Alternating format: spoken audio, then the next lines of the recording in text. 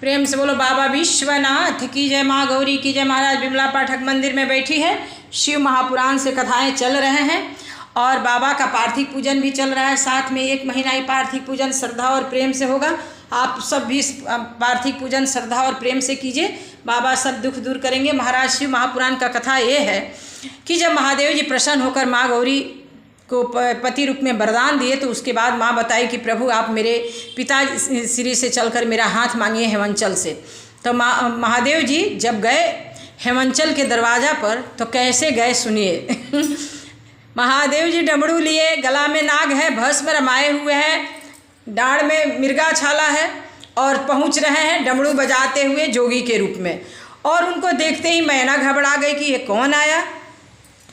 महादेव जी मैना अंदर से तब मैना देख रही है तो बोल रही है अच्छा दरवाज़ा पर कोई भिक्षु आया है। और उस समय हिमाचल गए थे गंगा स्नान के लिए, वो नहीं थे घर में और माँ गौरी थी अंदर में। माता सब बात समझ गई कि महादेव अपना गजब रूप में पहुँचे हुए हैं और भोले भंडारी का तो वही रूप असली है। तो गला में नाग एकदम फुफकार कर रहा है, जो शादी में भी उसी रूप में गए थे जो मैना मूर्छित हुई थी, उसी रूप में माता को मांगने के लिए हेमंचल के द्वार पर पहुँच रहे हैं भोले भंडारी और जाके कह रहे हैं कि भिक्षा दीजिए और डमरू बजा के घूम रहे हैं। मैना अंदर से आई, देख रही है कि बड़ी भारी जोगी द्वार पर आया है, पूरा भस्म रमाए, मिर्गा छाला पहने, गला में नाग फुफकार कर रहा है और डमरू बजाकर इधर से उधर, भोलेनाथ इधर से उधर घूम रहे हैं। तब मैना अंदर से भिक्षा लेकर आ रही है, बोल रही है कि हे जोगी ये भिक्षा लीजिए। महादेव जी भिक्षा नहीं लिए और मैना से बोल रहे हैं कि हे माते मुझे भिक्षा नहीं चाहिए, भिक्षा में मुझे आपकी बेटी गौरी चाहिए। और माँ मैना वहीं पर मूर्छित होकर गिर गई कि अरे ऐसे जोगी को मैं अपने बेटी देने से पहले मर क्यों न जाऊं महाराज। और तो माँ गौरी अंदर से देख रही है और बोल रही है प्रभु गजब लीला कर रहे हैं, इस रूप में कोई भी अपने बेटी को आपसे शादी नहीं कर सकता है, आप अपने स्वरूप में आइए। फिर भी भोले भंडारी उसी रूप में डमरू लेकर इधर से इधर कर रहे हैं।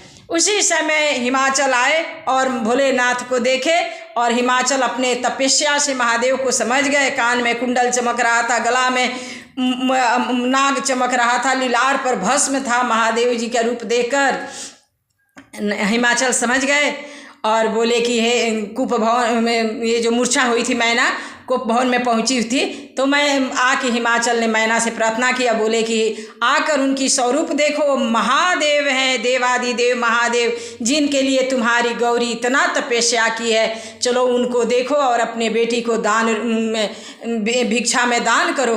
गौरी बोली नहीं प्रभु मैं ऐसा नहीं कर सकती हूँ स्वामी, मुझसे ये नहीं हो सकता है। हिमाचल बोले कि महादेव जी को कि हे प्रभु आपको मैं कन्यादान में और दान में गौरी को दे रहा हूँ। उस दिन महादेव जी वहाँ से डमरू बजाते हुए वापस आए और दोबारा वहाँ बारात लेकर जब पहुँचे हुए हैं तब फागुन नक्षत्र शिवरात्रि को ये शादी हुआ है और महादेव जी वहाँ बारात लेकर पहुँचे हुए हैं। चलिए इसके बाद मैं जब सती चरित्र सुनाऊंगी तब महादेव जी का बारात का लीला भी आप लोग को सुनाऊंगी।